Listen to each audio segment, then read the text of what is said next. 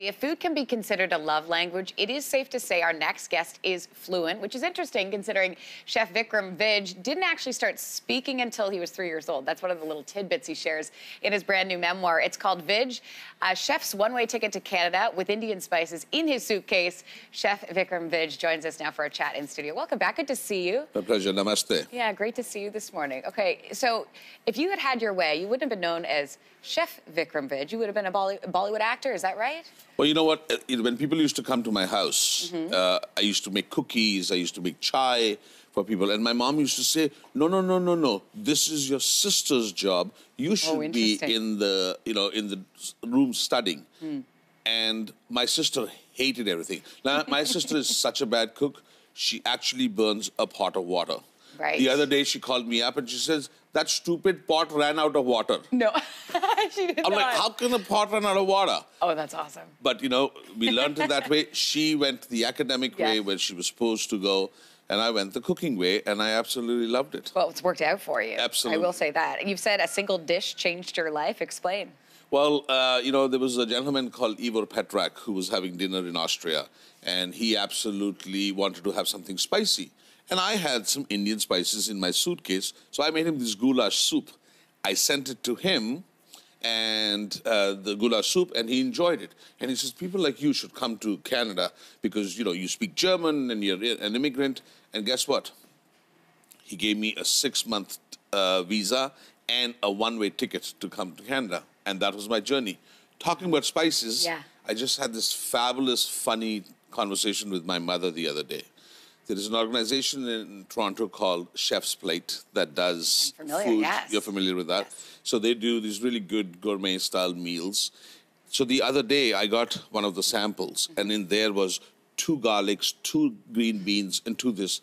I went to my mom and said, can you, Mom, believe the day has come that there is an organization or a company that actually sends you the exact amount of food so that there is no wastage and everything else? Awesome. Yeah, I love that. It was great. Yeah. It was absolutely great. And very popular. Very popular. And, I'm coming up with one of those dishes as well, and I was asking my mom about the recipe and said, what should I do? What would be work?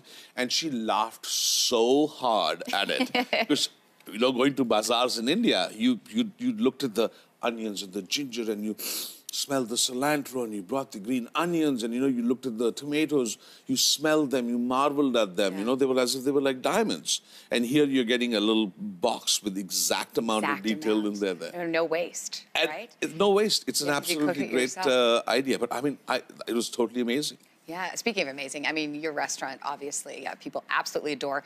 First come, first serve. We're talking about Vij's, one of your restaurants. First come, first serve basis. You've had celebrities in there that you've made wait in line. You make your parents wait in line. Why stick to that? Well, Gandhi had said that we are all equal. At the end of the day, we are, as human beings, all equal. We must respect somebody. If somebody comes in and has just a cup of chai, I wanted to show them the same respect and love as somebody would come in and have a nice bottle of wine. I think it's this hierarchy, this level of saying I'm better than anybody else is absolutely wrong. Imagine... You made Martha Stewart wait. And Harrison Ford, and Tom Cruise, and everybody else. I love that. And one of the biggest things was Pierre Elliott Trudeau came into Vij's with our Prime Minister Justin, and he waited, and he, had a great time, and he was absolutely great. My point is, at the end of the day, human beings are all equal. Love, respect, especially when you're eating.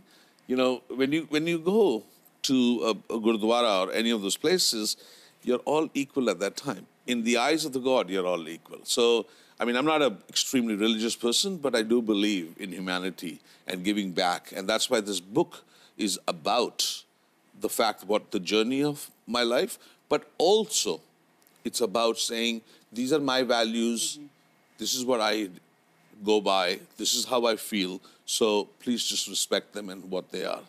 Beautifully said, and it's a beautiful book. We hope everyone gets a chance to read that. Thank you so much for coming in this morning. Honored. Namaste.